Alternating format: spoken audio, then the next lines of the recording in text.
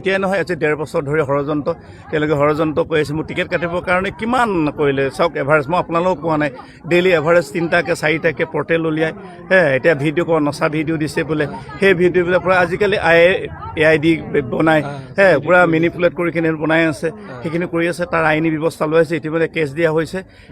এইটো fake account দি কৰি আছে গতিকে সামাজিক মাধ্যমত যিখিনি কৰিছে তাৰ ওপৰত কেছ কৰা হৈছে আৰু মোৰ বিশ্বাস আছে যে যিজনে মানে ফেক একাউণ্ট দি কৰিছে বা বিৰোধী পক্ষ আছে ইয়াত আৰু বহুত পক্ষ আছে সকলো নাম আপোনাক অপেনলি নকওঁ তেওঁলোকৰ ওপৰত ব্যৱস্থা হৈ আছে তেওঁলোকৰ নামত কেছ দিয়া হৈছে যোৱাকালি দি আছে ময়ো দি আহিছোঁ আৰু মোৰ পৰিবাৰে দিছে মোৰ দলৰ ফালৰ পৰা দিয়া হৈছে তেওঁলোকৰ ইনকুৱাৰী হৈছে ওপৰৰ পৰা গোটেই মানে আমাৰ ক্ৰাইম ব্ৰাঞ্চত দিয়া হৈছে গোটেইখিনি তদন্ত হৈ আছে মই ভাবোঁ তেওঁলোকৰ ওপৰত ব্যৱস্থা লোৱা হ'ব জনমানসত সেৱা প্ৰতিপন্ন কৰাৰ বাবে মোক জনসাধাৰণে জানে ডিগবৈ সমষ্টিৰ প্ৰত্যেকজন ব্যক্তিয়ে জানে আজি মহিলাসকলৰ ওপৰত যদি তেওঁলোকে বেয়া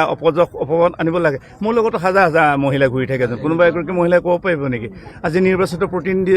প্ৰায় 60-70% মোৰ লগত থাকে মোৰ পঞ্চায়ত প্ৰতিনিধিসকল থাকে তেওঁলোকে কোনোবা ক'ব পাৰে কাৰোবাক মই আশালীন ব্যৱহাৰ কৰিছোঁ বুলি কোনোটো ক'ব নোৱাৰে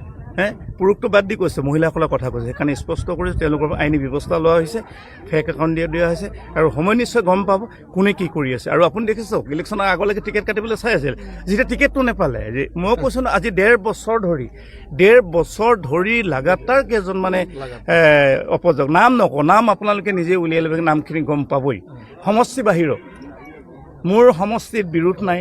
মোৰ সমষ্টিত প্ৰতিদ্বন্দ্বী নাই প্ৰতিদিন 2-এজন আছিলে যদিও মোৰ বিৰুদ্ধে কোৱা নাই কৈছে আমি ডেমক্ৰেচি ছিষ্টেমত সকলোৱে অধিকাৰ আছে টিকেট বিচৰাটো কিন্তু অপমান কৰি বাহিৰৰ সমষ্টিৰ আছে নহয় মোৰ কাষৰ সমষ্টি কেইবাটাও মানে 6-7জন লোক আহি কিনে সেই ষড়যন্ত্ৰ 1.5 বছৰ ধৰি দেখিছে প্ৰতিটো অপযোগে সেইখিনি ডিগবৈ সচেতন ৰাইজে অফুৰাই দিছে তাৰপাছত টিকেট নোপোৱাৰ পাছত এই পাছত আকৌ এইটো এটা নতুনকৈ এটা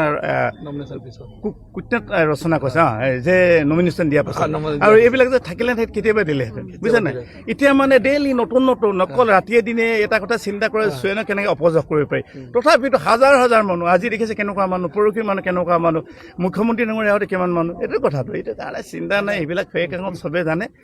আমি জয়ী হ'ম বহুত thank U Anytimes 24/7. Your news, your voice.